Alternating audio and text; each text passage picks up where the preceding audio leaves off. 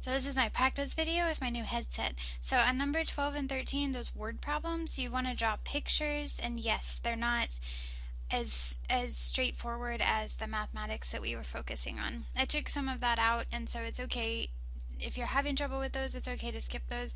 We might do a Khan Academy assignment, which kind of helps a little bit set you up, but 12 and 13 I didn't work many examples. I'm trying to focus on the main ideas right now. Those would be examples of maybe physics problems later.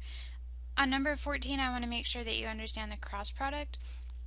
So number 14 is on the Google form.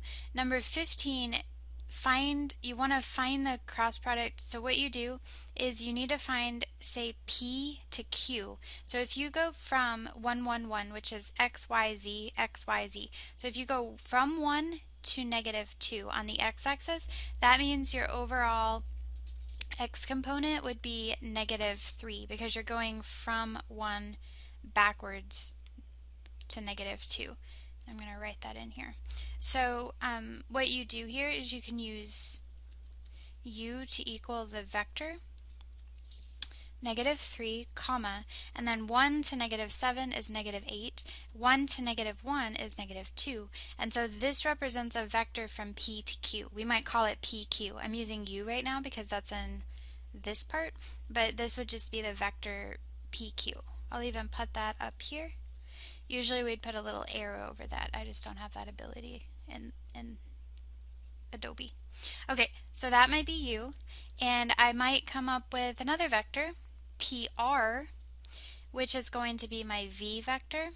And really, by the way, you could have done this QR, QP, you could have done RP, RQ. I'm just trying to get them to start in the same place.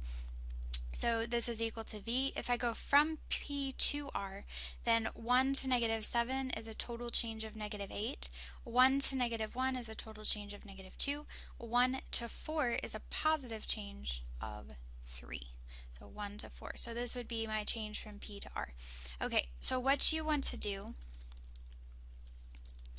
is find U cross V and then the magnitude of that.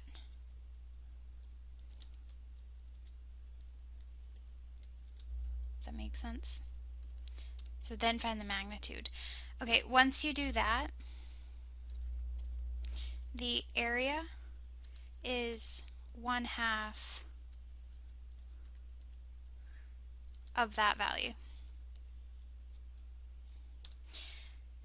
If you draw on a piece of paper in 2D, and then you have a z-axis that can protrude out of that. So this is saying, okay, in the xy plane we're at the point 1, 1, but now we go up 1 unit from the piece of paper. Here the x was -2, y was -7, just as you're familiar, but now we go downwards through the paper at -1. You're introducing a third dimension. And you live in 3 dimensions, so you can think of this as that space out in front of you. So these 3 points are connecting those 3 dots to build a triangle. Now we don't have base and height here. This is in 3D. If you have a parallelogram and its 2 sides are represented by vectors, then the magnitude of the cross product will be the area of that parallelogram, and then a triangle is 1/2 of that, and since we are working with a triangle we only want 1/2 of that, and so that's why you're doing this. So that's how you do number 15. Again, I didn't ask for that one. Okay, I may have asked for the triple scalar product. I was going back and forth on that. On this one you have to find the cross product of u and v using your formula. That will give you a vector, and then you take the dot product with w. Now dot products, whenever you find u cross v, there will be an I component. You'll multiply that times 8. You'll add the product of the j component times 10 and add that to the k component. This is an error. It should be a k. It's not something I typed, but it's part of the test generator. So the k components, and you'll add that k unit. And that's how you do 16.